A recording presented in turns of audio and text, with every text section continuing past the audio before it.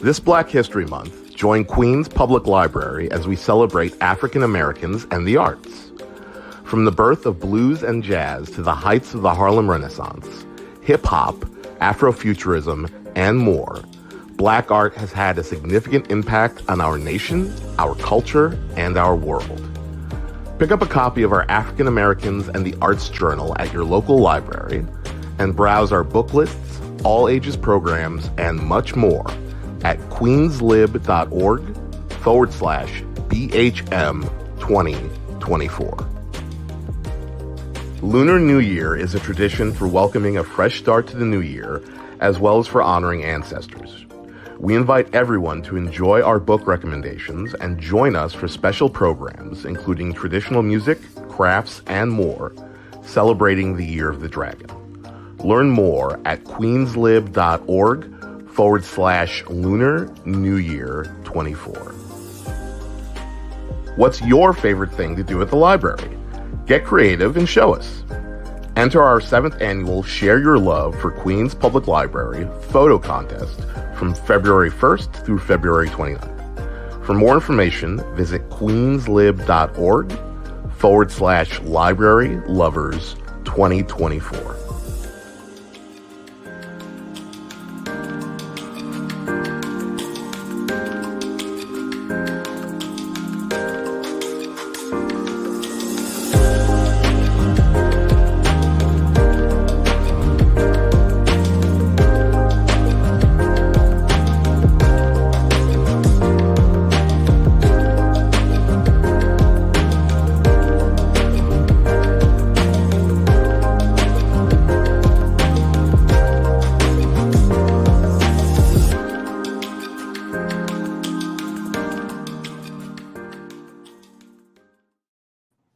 Good evening. I'm Taylor Purdie, and welcome back to Cultural Connection. Cultural Connection, if you've never been here before, is curated by Daniel Zaleski. It is now in its 10th year at the Queens Public Library and is proud to present international artists from emerging talent to award-winning masters in disciplines that include music, theater, author talks, film talks like today. And now we've expanded and are pretty good at this virtual format a few years in. Cultural Connection is currently reaching a global audience after being a live event at the Queens Public Library for quite some time before the lockdowns. And tonight, we've got kind of a crossover between books and movies, and we're kicking off award season with New York Times bestselling author Michael Schulman. His most recent book, Oscar Wars, A History of Hollywood in Gold, Sweat, and Tears, just hit shelves in paperback earlier this week, but it's been out in its first edition for quite some time now. About a year or a year and a half, Michael? Yep, a year ago this week it came out. Oh, wow. That is such good, big publishing house timing. So, look, if one of the things that we talk about when I'm talking about one of these is the cross-section of literature and film. And a lot of times we think that those are kind of separate things. But your book is such the perfect kind of balance between like the heavy research and the history and the just like fun of it. You know, it reminds me of like the Peter Biskin books and that sort of like, am I gossiping? Am I at film school? I'm doing both. And I'm so curious about when you started this project, which angle were you coming from? Are you trying to write something fun? Are you trying to write something academic? Because it ended up being perfectly both. I'm so glad that you say that because I really wanted it to be both. You know, to me, the Oscars are two things at once. They are ridiculous and absurd and over the top and should not be taken too seriously. And at the same time, there's a way to analyze them and look at them that reveals some actual meaning about, you know, how movies evolve, how our culture evolves, what gets revealed in the course of an Oscar season. And so I wanted the book to have that kind of substance to it. So you weren't feeling like you were just getting, you know, sort of a rundown of who won and who wore what and blah, blah, blah, all the schmaltzy stuff, that you would actually feel like some kind of intellectual nourishment from it, but I also really wanted it to be fun and funny and entertaining and go down smooth with, popcorn. Well, yeah, you definitely pulled that off. And I think, so you've broken it up. This isn't just like a history of the Academy and the awards. This is curated kind of dramatic years or scandals, years where you tell us that you chose these years because the conflicting forces really let us see something about culture at large. And that you can do something like the union busting roots of the Oscars and do the Rob Lowe Snow White thing in the same cover is kind of incredible. But I'm curious how you chose the events or scandals that you chose, and if there are any that you left out that you kind of are missing. Yeah, well, the concept for the book from the beginning was to not do yet another yearbook that sort of goes through every single year of the Oscars with a couple pages on each one. I have a whole shelf of those books. They're great. I really respect them. Most of them predate Wikipedia, so we kind of don't need that anymore. What I really wanted was just to choose about a dozen years or even categories or sort of subjects spread across the decades and dive real deep into just those years, that in a way that's sort of like New Yorker pieces where they're really character driven and have a lot of delicious detail, and they're a story that unfolds. And it honestly, like, choosing which ones was so fun, because what I did was I flipped through some of those encyclopedia kind of years and just checked out like what happened each year, what's the overview, and then certain things jumped out at me. The criteria were basically, I wanted them to cover all the different decades, so I didn't want to leave out the 40s or the 80s or something, and I didn't want 5 chapters all about the 70s. I wanted to really cover all of this century of show business. B, I wanted to choose years where the people or the movies still have some resonance today. I didn't want them to be too obscure. So like, I kind of was more drawn to the Citizen Kane year than the Going My Way year. You know what I mean? And then most importantly, number 3, I wanted to find moments that told a larger story somehow of change in the Academy, change in film history, or just change in American history. Like these, the Citizen Kane year I mentioned, 1942, happened 2.5 months after Pearl Harbor. So it was also the year that there were 2 sisters in the Best Actress category who hated each other, Olivia de Havilland and Joan Fontaine. So that, to me, all those 3 things combined, that made me feel like, okay, that's the 40s year I want to tackle, because it has this major thing in film history and Academy history. Why did this sort of mystery? Why did Citizen Kane lose? And this personal drama of the sisters and the historical drama of America entering World War II and the Hollywood having to sort of adjust to what that meant. And, all of that kind of combined. So I sort of chose a bunch at the beginning, and then I adjusted a few as I went along. The one major thing that I cut from the book was a whole chapter about the streaker of 1974. Okay. Just because my editor wisely pointed out when she read it, like, this is fun, but it doesn't have a lot to do with the history of show business. Like, this guy who streaked the Oscars in 74, his name was Robert Opel. He was just a wild man. He was a gay activist and had an erotic art gallery in San Francisco. And then he was like mysteriously murdered in 1979, 5 years after the streak. So it kind of was like this journey into gay San Francisco more than anything having to do with Hollywood. Right. So I agreed with my editor. I cut the chapter, and then I fortunately sort of rethought it as a New Yorker piece, and we published it last year in the magazine. So it found a home, and if anyone wants to read about the streaker, you can find it there.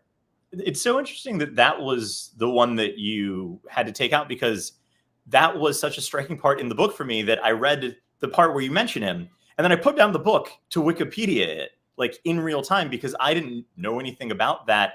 And your instinct of these go together was definitely true for me, because hearing you describe his story just now, I was like, but that was in the book, but it wasn't. I put down the book to Wikipedia and then go back in.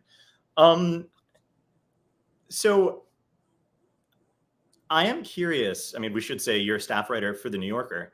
And this, I mean, is this a different process? How do you go back and forth between long form and short form? It's so different. And I'm telling you, the hardest thing about writing this book, which took me 4 years, was just doing both jobs at the same time. I'm really lucky to have that job. It's my dream job at that magazine, and they keep me very busy.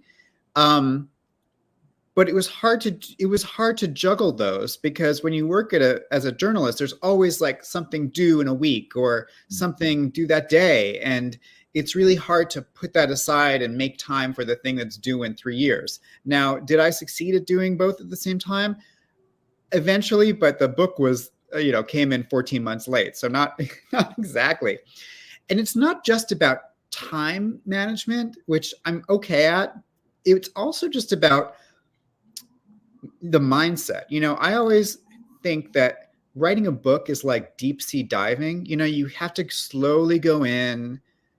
The pressure is changing around you. Your body has to adjust. And then even to get out of it, you have to come up slow so you don't like explode.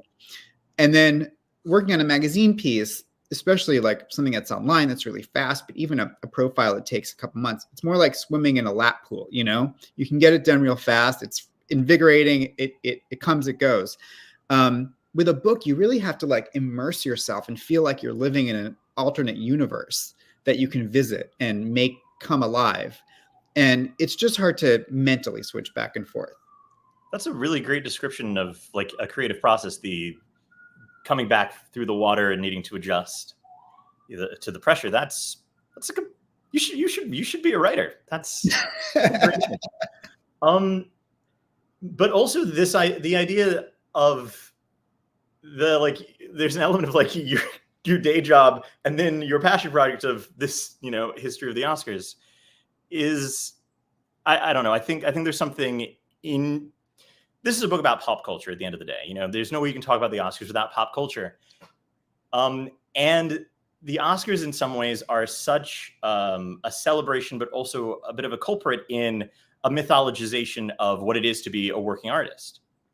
And it's compelling to hear you talk about the balance between your dream job and your dream project, the way that, my musician friends talk about luckily I have this science degree, but also I'm working on my album.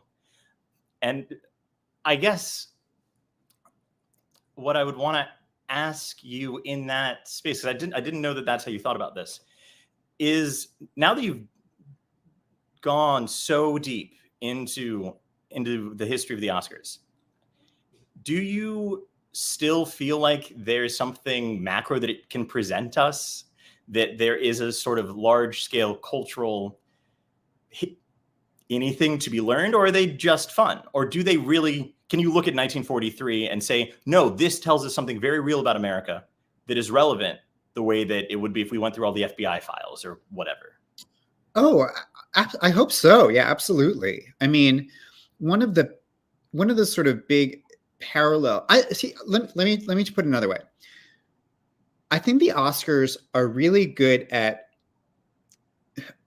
they're really bad at like ranking movies definitively based on their actual merit. Like the first line of the book is the Oscars, it should be said at the start, are always getting it wrong. And I think that's true. Like we're always going to be frustrated. We're always going to be disappointed. There's always going to be a Greta Gerwig who doesn't get nominated for Best Director or what have you. There's always like, that's the Citizen Kane of this year, like there's always something a little off.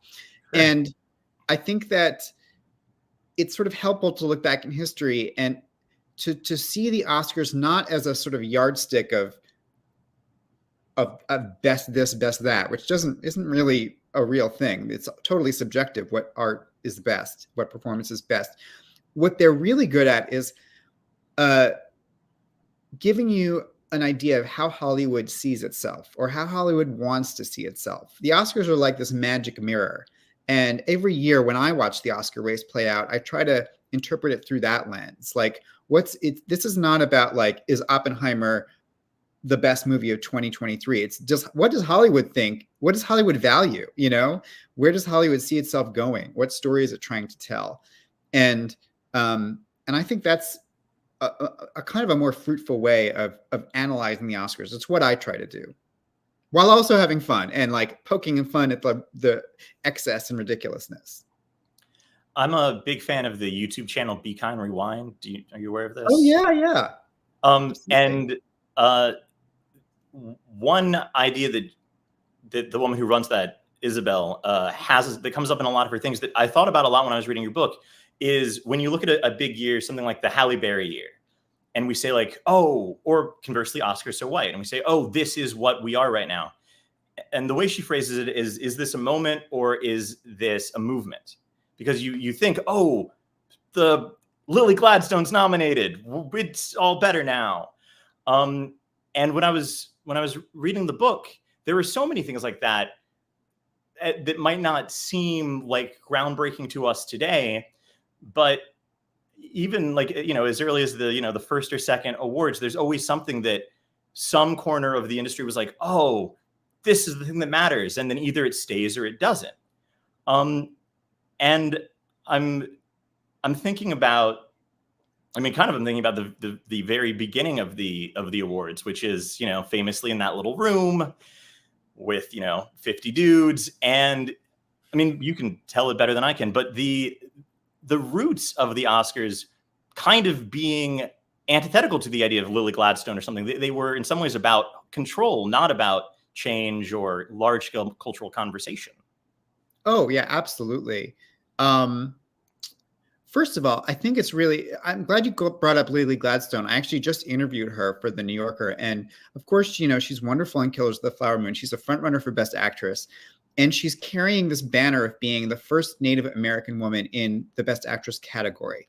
Now, I feel like there's a certain pat yourself on the back celebration that comes with that. But of course, when you ask her, like, how does it feel? She says, I feel like it's too late.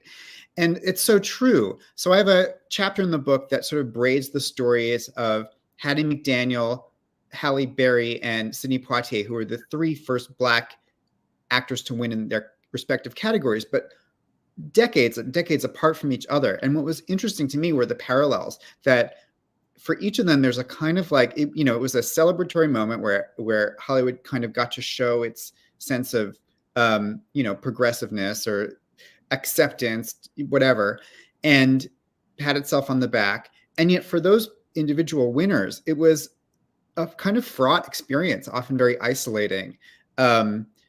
With Halle Berry, I think we all remember that moment in a certain way in 2002 when she won and she's crying and she says, this has opened a door. And, when I looked back and sort of looked closer at even this very recent history and how the press reacted, it was so different than how I think we remember it. There was so much criticism starting the very next day where people started saying, why did she bring up race in her speech? Why did she make it all about race? Why did she cry so much? She was, they made fun of her on Saturday Night Live. Angela Bassett came out with an interview and said she wouldn't play that part because she doesn't play prostitutes. It's like, it was just, and then her next movie was Catwoman. And so she immediately hit the sort of skids in her career. And that also happened with Sidney Poitier. One of the things I brought up when I interviewed Lily is that an anecdote I discovered about Poitier is right after he won in 1964 for Lilies of the Field, he was given an honor at the mayor's office in New York City. And, he was so self-conscious about being like composed, about like presenting a certain face of like, respectability. And the reporters there kept asking him about civil rights. And finally, he sort of uncharacteristically snapped and said, why do you only ask questions about my Negro-ness? Why don't you ask me any questions about acting? And so that affects me, when I'm interviewing Lily Gladstone, thinking like, I asked her, like, do you feel the same way? Do you feel like this sense of having to like carry this thing on your back? Really, I want to talk to you about, you're also an actor, and Emma Stone doesn't have to go around award season talking about the meaningfulness of this moment. She can talk about her performance. And so we talked about Lily's performance. I don't know. So maybe that's an answer to your previous question about how the past informs the present. It certainly made me feel differently about these sort of big, firsts at the Oscars, because I think they're often more complicated, especially for the nominee or the winner, than they appear from the outside. This is something that I and my circle talk about a lot. This very particular, that Sidney Poitier part of the book was so striking to me, especially because I was kind of wading through the book. I was like, well, when are we going to talk about Sidney? When are we going to? And that you had paired them as a triplet so that you could see the similarities work so well narratively. But what I really want to ask you, coming off of this thing about Lily Gladstone, is, and maybe this is also a question about how campaigns are created, and it's not about the actors at all. But when we talk about firsts, I think about Ariana DeBose winning a few years ago, because there was so much talk of her being the first queer or Afro-Latino queer person to win any Oscar. And she was, and that's great. And who doesn't love West Side Story? But it also raises a question of how deep do we go on first? Because it's, to some degree, that is a legitimate first. That is its own corner of the Venn diagram. But is that something that society cared about or needed to be reminded about, or was that just helpful PR? And I would really love your thoughts on that. Yeah, no, it's tricky. I mean, just looking at Halle Berry's campaign, I spoke to the guy who was running Lionsgate, which released Monsters Ball. And things were so different back then, even 22 years ago, that they kind of couldn't mention it. No one had ever won. A Black woman had never won Best Actress. No woman of color had ever won Best Actress. And it was 2002. The Oscars started in 1929, crying out loud. And they were running against Sissy Spacek in The Bedroom, a wonderful movie that had Harvey Weinstein's Miramax behind us. So we'll get back to campaigning with Harvey. But, they were like, we can't really, we want people to know that she would be the first, but we don't want to hammer people with that because it would look kind of pandering. And the thing that really turned it around and clinched it, as I was surprised to discover, was that Halle Berry was on Oprah. Oprah had an entire show with her Halle Berry. And coming back from a commercial break, Oprah turned to the camera and said, I just filled out my ballot and put your name in big black letters. And I'm like, the Oprah endorsement meant so much. And then this guy who ran Lionsgate had lunch right before the Oscars with Harvey Weinstein. And Harvey said, well, you beat us. Congratulations. He knew that it was good. It's sort of put that in people's minds. So, which brings us to campaigning, because the modern campaign season was really invented by Harvey Weinstein in the 90s. This is what he used to be notorious for. Now it's deservedly something else. But, one of the longest chapters in the book, because it was so much to untangle, was just how Weinstein kind of created this so-called Weinstein playbook over the course of the 90s through Miramax. It was, people had always, studios had always placed ads, for your consideration ads, and, done screenings and people's, private screening rooms in Beverly Hills and whatever. But Weinstein really saw himself as this underdog indie New York person. And he just sort of made everything bigger, everything more bold. He sort of thought of it as guerrilla warfare. And it increasingly worked. And I think the sort of dark part of this story is that it increasingly blinded people to what he was really up to, but it culminated in the year of Shakespeare in Love, when Shakespeare in Love beat Saving Private Ryan, which was such a huge campaign, such a huge, loud campaign. And it was a campaign that got ugly because, as I discovered, he had been sort of bad-mouthing Saving Private Ryan behind Steven Spielberg's back. That got back to DreamWorks, Spielberg's company. They fought back with ads and with more this and that, more events, more hoopla. And when Shakespeare in Love won, the sort of Hollywood establishment was so shocked and so bereft, and they thought Weinstein came here and like stole this Oscar from our Steven Spielberg, that suddenly every other studio decided they needed the Weinstein style campaign playbook. And so the next year, American Beauty at DreamWorks doubled what Harvey had done, and they placed double the ads, and they started sending people on the award circuit and doing parties and doing, festival appearances. And Kevin Spacey was out there shaking hands. Speaking of, we're like on a Me Too parade here, but and then they had Gladiator the next year, and they had like talkbacks, and it was basically an arms race, and finally got to the point where the Academy had to start reining it in with rules and guidelines. And so it's not as bad as it was 20 years ago, but it created this modern campaign ecosystem, this cottage industry. This section in the book was pretty interesting to me, because this is a period that I just personally read a lot about. So I was reading along, enjoying my morning tea, getting through Weinstein, and here's Shakespeare in Love. Okay, I know how this goes. But the concept that then the Michael Ball film with Kevin Spacey, that American Beauty could win because DreamWorks lost the year before, and they decided to go so hard. That really recontextualized the 99 to 2000 races for me, because the idea that you don't have Best Picture winner Alan Ball, Kevin Spacey, without Hollywood feeling, blindsided by Weinstein the year before was really striking. And then, of course, you can see it go from there into, even, was it only last year that we had the Andrea Riseborough? The Andrea Riseborough drama. Yeah. No, that's another way last year that I felt history repeating itself in certain ways. I felt like what happened with Andrea Riseborough, for people who don't know, she was an actress who was in this tiny little movie called To Leslie, which very few people saw when it came out. But the week of nomination voting, suddenly all these sort of celebrities and famous friends of the film started posting on social media, vote for To Leslie. Don't forget Andrea Riseborough. She's great in To Leslie. And it actually worked. And the Academy had to sort of meet and create some new rules around social media campaigning, which is very much like how they had to deal with this, sort of 90s aughts era of Miramax.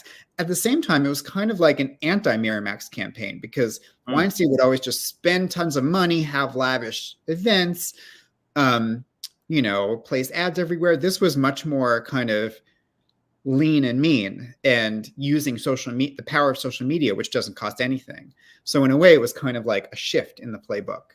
So it was really interesting to watch that happen as my book was coming out. At the same time, that, to get back to an earlier question of yours, this year we had all these strikes and all this labor unrest in Hollywood. And I'm watching this thinking, okay, I just wrote about how all of this Hollywood labor stuff began in the 20s and 30s, and how the Academy was sort of created in part as a way to preempt the writers, directors, and actors from unionizing. And it kind of worked. It pushed them off for about 5 years until the Depression. But it's like Hollywood history, like all history, is cyclical, or what's that expression? It doesn't repeat, but it rhymes. Kind of to that point of repetition, I discovered like a year or so ago, and maybe this has changed because this was like 2 or 3 years ago. But the woman who is credited with being kind of Harvey Weinstein's right hand when it comes to campaigning, the woman who they called her his Oscar whisperer in that period. Of course, Weinstein left Miramax, and Miramax stopped, and this was all over a decade or so ago. And she proceeded to have a very successful campaign consulting firm, which people need. But then around 2020, 2021, she shuttered that and moved to Netflix to work exclusively with Netflix.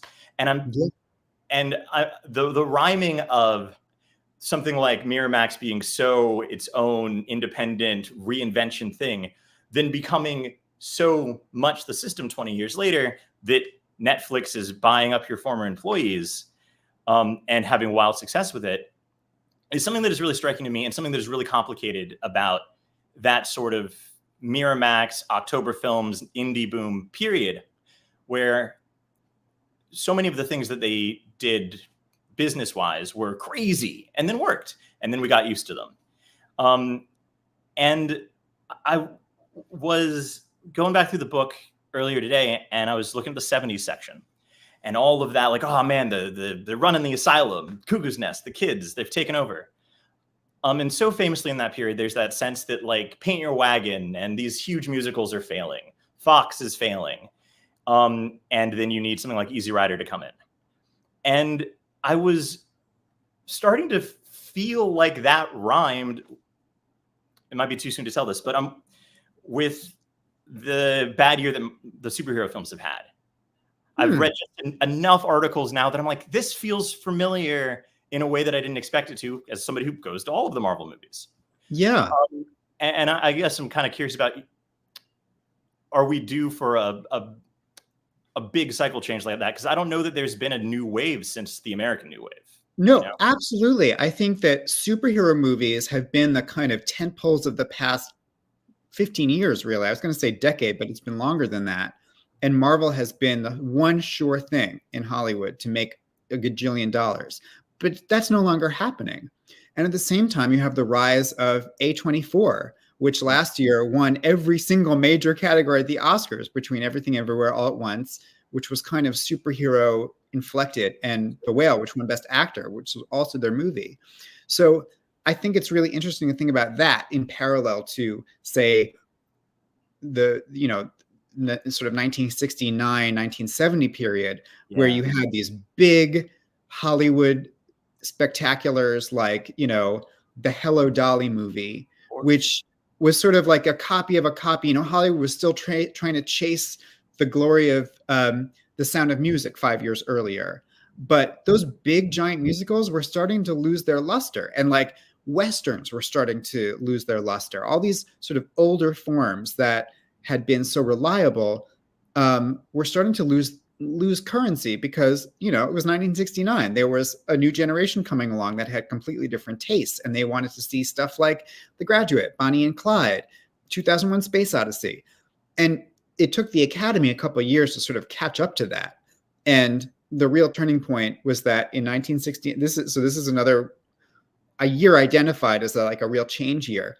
In 1969, the Best Picture winner was Oliver, obviously a kind of old school classic musical, and the only G-rated movie to ever win Best Picture. A year later, 1970, the Best Picture winner was Midnight Cowboy, a totally different kind of movie that was so much more how we think of 70s movies. This gritty New York movie about like a hustler on the streets, and has, sex and, prostitution, homosexuality, everything they're worried about. Runs the gamut. And it was the only X-rated movie to ever win Best Picture. So what happened from G to X in 1 year? And, I just think those moments that the Oscars capture are so exciting, because it's not just about the Oscars, it's about how movies are changing. And suddenly the Academy reflects that change. And, I don't know if superheroes are kind of never are players at the Oscars, but I do think you can spot even something like when Moonlight won in the most dramatic possible way with the envelope mix-up. That to me was like a Midnight Cowboy kind of win, because it was not only just a great movie that won, it was a movie that sort of made you think differently about what a Best Picture win could look like. Same thing with Parasite, which was the first non-English language movie to win Best Picture. That was such a jolt. And it won over 1917, which is this a wonderful movie, but like a World War I, huge war battle movie. Like that's 100-year-old kind of movie. Yeah. And for Parasite to come in and beat it, I was there in the balcony, and you felt like a jolt of like, oh my gosh, something is like shifting. And it's really exciting when I think when the Oscars are able to pull that off. Yeah. And I mean, the Everything Everywhere All at Once win, I think, is interesting, because like, I would personally be interested in if this was our American New Wave end of Hello Dolly period. But at the same time, part of me is also like, yeah, but like Deadpool looks lit and is going to be great. And 2025 has a bunch of Marvel pictures, and Everything Everywhere All at Once does have that element of, wasn't it an Indiified, Oscarified version of a Marvel movie? Didn't we take everything we learned? But think about, the new Hollywood of the 70s. So much of that was a reinvention of sort of old commercial forms. Like The Godfather was like a new kind of gangster movie. And, now I'm trying to think of other examples. It's like Midnight Cowboy is like there's a cowboy, but it's not a cowboy from an old Western. It's like, a gigolo on the streets of New York. And there's that whole thing where they redo their like 30s movies through the exactly. Like they were reinventing these forms, even like the thriller, like the Exorcist. Like it's taking an old thing, kind of like a monster movie, and reimagining it for like a new audience, so it feels fresh. And I think that you're right, that Everything Everywhere All at Once only succeeded because audiences knew, like audiences who've been watching big movies for the past 20 years kind of know what like a multiverse is. They're fluent in that. I mean, I heard from older people last year in the Academy who hated that movie. They just didn't get it. And I'm sure that there were people in 1970 in the Academy who thought, what the hell is this Midnight Cowboy trash? Like, actually, if you watch the ceremony that year, it's hosted by Bob Hope, who was, a pretty conservative guy in a lot of ways. And he ends the ceremony with this amazing speech where he says, Hollywood will no longer be a lollipop world.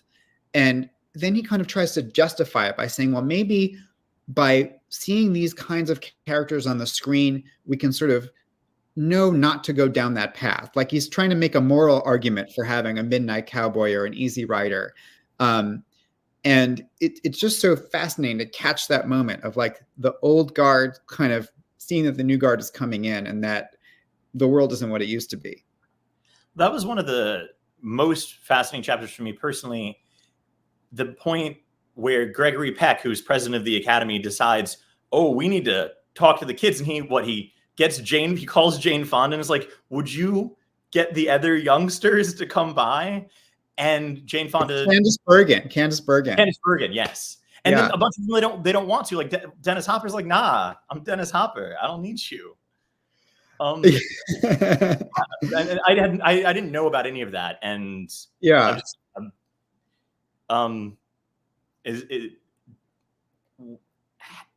when you were researching that section, in talking to any of the people who would have been youngsters at that time, was there a memory of that happening? Was that thought of, like, did people like have opinions on that decades later? Or I know you interviewed.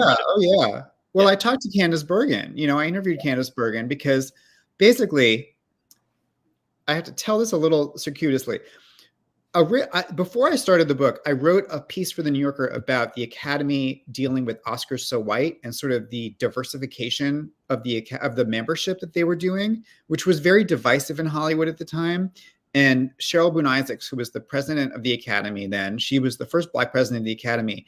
She sort of saw this Oscars So White scandal growing and said, okay, we need to do something. And then, brought in a lot of new people to the Academy, and for a small number of people who had not worked in film, they were demoted to non-voting status. They were called. There's a nun that is still voting. What? There's the thing about the nun that is still on the voting. Oh yeah. Like I actually went to the her convent and met this nun. There's this nun who was in Elvis movies in the 60s, and then she entered the convent and still loved to vote for the Oscars decades later, but she wasn't in show business. So she got changed to emeritus status, and she was quite upset. Dolores Hart is her name.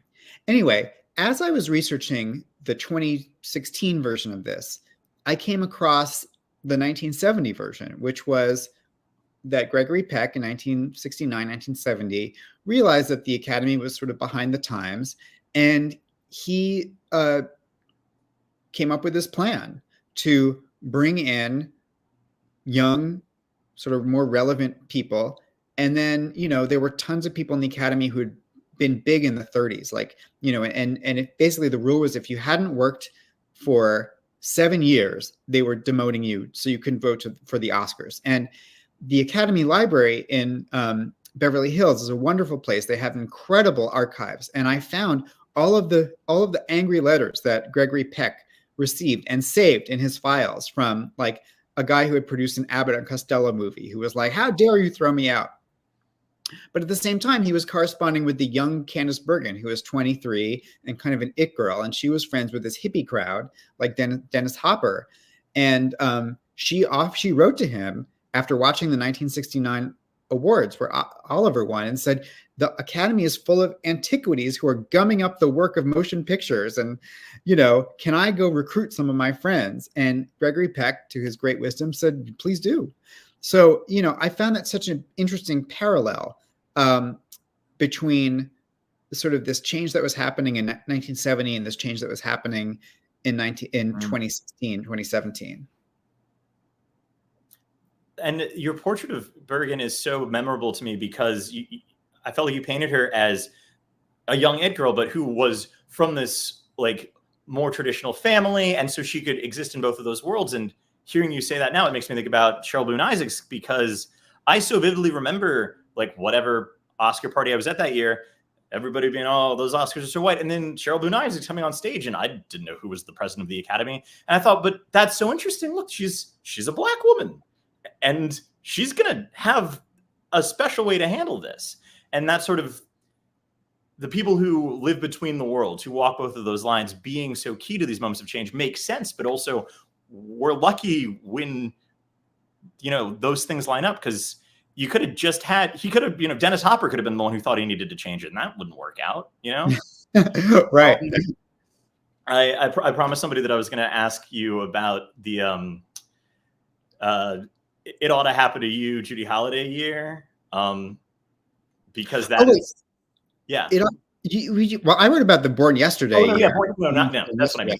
Sorry, Born Yesterday. My favorite Judy Holliday is It Ought to Happen to You. Born Yesterday is a great picture, for which she won the Academy Award over Sunset Boulevard and All About Eve. Yeah. Okay. This was one I knew from the beginning I wanted to cover, which was the Best Actress race of 1951.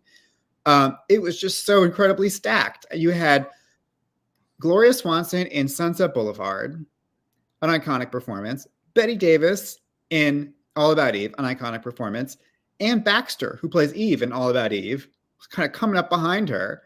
And then the winner was Judy Holliday for Born Yesterday in an amazing comedic performance. But I just thought that was so delicious. And especially because All About Eve and Sunset Boulevard are both movies about actresses who are worried about being over the hill and sort of competing in show business and feeling like, there's someone coming up behind them. And like that happened in this Oscar race. I'm someone who just always loves Best Actress. I always feel like it's always just such a minefield of drama, whether it's real or imagined.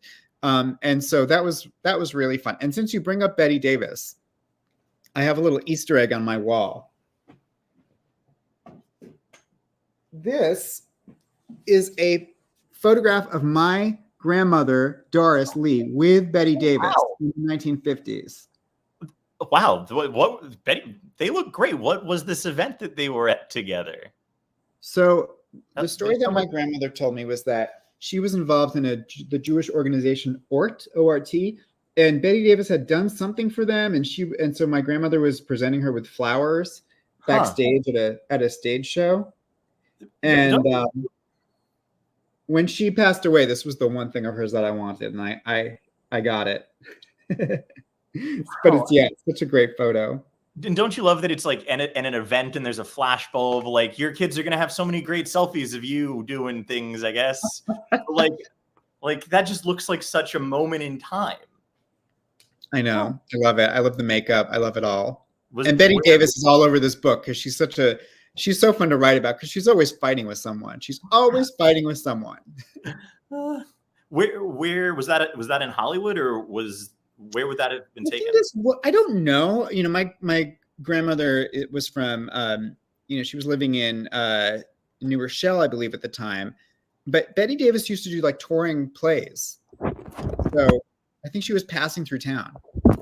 Okay.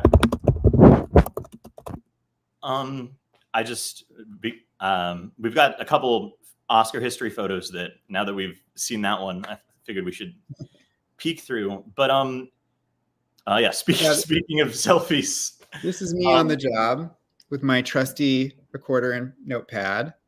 Okay. This is something I wanted to get into a little bit, but just this is at the Margaret Herrick Library, where you were mentioning you had done a bunch of research. And I was all of the non-Oscar things, the casual viewer might not be aware that the Academy has immense archives and this library that every book you've ever wanted to read about movie history has had to go to this library. The Academy Museum was just opened and has everything from like the original Rosebud to Oscar Michaud's like rental archives. The Sharks and Jaws. This is the first Academy Awards, which was a banquet at the Roosevelt Hotel in Hollywood in 1929. Everyone's in their finest. Oh, speaking of Betty Davis, here's Joan Crawford. Yes, Joan Crawford looking. Oh, this is that race. This is Gloria Swanson looking at Judy Holliday. Yeah, that picture's great.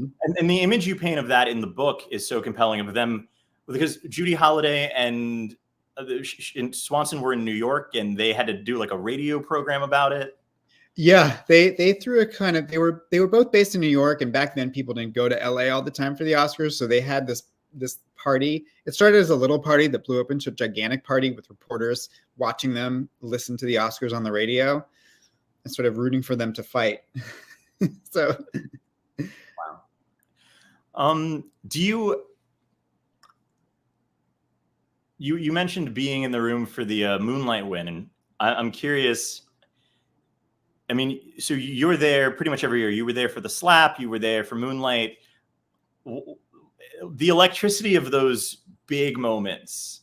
Oh, here's a big moment. Sasheen Littlefeather. I wanted to ask, speaking of Lily Gladstone. Lining you work for The Godfather for Marlon Brando. That's a really trippy moment. I mean, I still can't wrap my head around the fact that this happened, but incredible. And did we decide that? Oh, is that Lee Grant? That is Lee Grant. That's your pal, right? Huh? Your pal. Yeah, yes, my pal. And she's apparently the AFI told me recently that she's the only Oscar-winning actor to direct or to an Oscar-winning best documentary or best picture or whatever, which seems wild to me. But when you think about the actor directors who won Best Picture, they didn't also win for being an actor, and apparently that's a thing in Oscar history. I didn't know anything about this. The Snow White Rob Lowe thing blew my mind. This is a whole chapter about this one. This is the 1989 infamous opening number with Rob Lowe and a woman dressed as Snow White. A really fun story that I spent way too much time on, and it was so much fun to find out how that all went down. Yeah, the like if ever your cinephilia and your beach read needs crossover, that chapter is the answer. Yes, this is Halle Berry, classic speech we talked about earlier, and Kirk Douglas and Michael Douglas. Yeah. Yeah, and Kirk Douglas had never won a competitive Oscar. He'd won like an honorary award. And I mean, do you? Well, yeah. I mean, you talk so much about Cuckoo's Nest. This is just side note. This is one of my favorite Oscar wins. This is Glenn Hansard and Marquette Glover for Once. Oh yeah. Which, is the kind of movie I feel like could barely get made, let alone win an Oscar these days. It's that last moment of the Sundance, like the indie boom Sundance. But and then the infamous, of course. So yeah, I was in the press room for this, and I was watching it on a monitor, and with all these reporters who were sort of down the hall from the actual Oscars. And when this happened, everyone in the room screamed collectively. It was unlike anything, and that was my first year going to the Oscars, and I was like, "Is this every year like this?" I mean, first year, wow. Man, Yeah. I mean, obviously that's a very memorable year, but I remember a lot of like my like much older showbiz friends were like, you know what? Well, I guess how to put this. The way you describe it in your book really resonated with me because it was what people were who knew Beatty and Dunaway were guessing at in the moment. And Mhm. that sort of kerfuffle of like, oh, how do Faye, you go? We got this. And so your description of that is so striking because, and especially to know that that was your first year, because I feel so like I'm there in Warren Beatty's brain, trusting that this is all going to work out just fine. And that thing about Annette Bening texting him to be like, just get out now. Just come home, Warren. Stunning. So we're gonna get a couple questions, I think, but one, just, award season question I have to ask is predictions. Like, what do you what race are you most interested in? Maybe is the best question. Some of the ones I think a lot of them are kind of obvious this year. Yeah. So I think predictions are really kind of boring. Like, yeah, I think Oppenheimer will probably win, and Nolan will probably win Best Director, and I think we know who the supporting actors are going to be. The lead actor ones are a little bit closer. I cannot figure out the screenplay ones. I think those are really tough to call. There's a lot of really good ones, like in both original and adapted, and I just don't know. Like, I can see what's adapted. Like, I could see Barbie winning. I could see Oppenheimer winning. I could see American Fiction winning. I have no idea. And then original, it's like I could see Past Lives, but what else is in that one? Now I'm blanking, but like it's like a bunch of really good ones, and I know I really love the screenplay categories, and sort of am curious to see which of those. But I also root for surprises. Like, I kind of want to be shocked. Oh, The Holdovers and Anatomy of a Fall are also an original screenplay. I could see those winning. I mean, that the Barbie screenplay kerfuffle of, is it original? Is it adapted? Yeah, that's interesting. Yeah. Though, based on Troy. I don't know. I mean, I get it. I see where that's coming from. But to your point about surprises, one of these questions is, other than things like Shakespeare in Love, is there another moment where you were very like, wait, this is the winner? How did this happen? Because I know I felt that way about Parasite, especially after it won Foreign Language. I was like, well, it had never happened before. Other shocks like that you can think of. I mean, as I said, I thought Moonlight was a really good shock. I don't think anyone thought it would really win. La La Land just seemed like such the front runner. And then when it was Moonlight and this whole crazy envelope thing happened, it was like, what? What? It's like processing that the envelope thing happened, but also that Moonlight won, which was like so not what people expected. But I think this question was more about like a bad one. I mean, there are many in Oscar history that I think are just wrong and crazy wrong. Like, going back to, well, I mentioned Citizen Kane, although I think it's sort of John Ford's How Green Was My Valley one, which is like, it's not a bad movie. The one that I really think is sort of a crying shame is 1953, I think, when Cecil B. DeMille's The Greatest Show on Earth won Best Picture, which is like this big circus extravaganza. It's so painful. And High Noon didn't win, and I just feel like High Noon is a total masterpiece. And Singing in the Rain wasn't even nominated. So I think that's a bad one. And that was the first year that the Oscars were broadcast on television. So the very first year, people would see all the wrongness on their TV screen. Man, for the hot take, unpopular opinion, I watched The Conversation for the first time earlier this week, and like wasn't all about it. And then I was shocked to remember that not only did it win Best Picture, it won so many things, but it beat out The Last Picture Show, it beat out Fiddler on the Roof. Wait a second, The Conversation didn't win. No, not The Conversation. Excuse me, The French Connection. Oh, The French Connection. Yeah. Connection. I like The French Connection. And I think about that because it's another one of those. I mean, it's the 70s, so that happened more, but one of those stacked years.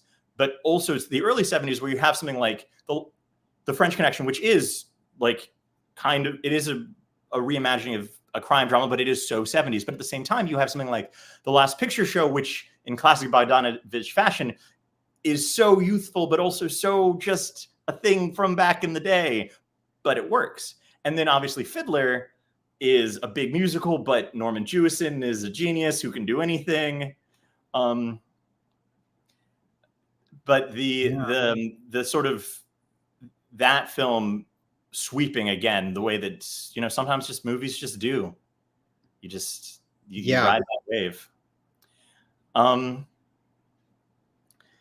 So I did want to ask, so when you were researching all of this, how long is the whole process from like, you're going to do it to it's out?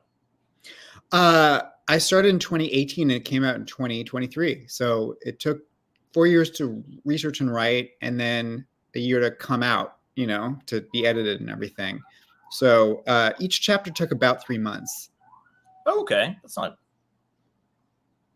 That's a good way to break it up, I guess. To know, like, this quarter I'm talking about Gregory Peck. Yeah. I mean, I tried to make it move faster. Trust me, it just didn't happen.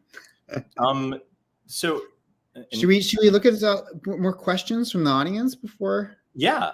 We've got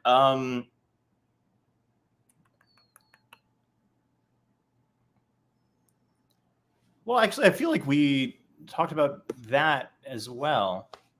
Picks. Someone asked about our picks. Oh, someone asked when did you start watching the Oscars? I could answer that one. Oh, that was actually something I wanted to ask you. Please answer that. Or let me combine. When did you start watching the Oscars, and how did what they meant to you in those early days change as you had to work through them? So I remember very specifically, my first one that I watched was 1993. I was 11 years old, and that was the era of the Billy Crystal medley. Mm-hmm. So I love Billy Crystal. I must have, known him from City Slickers and stuff like that.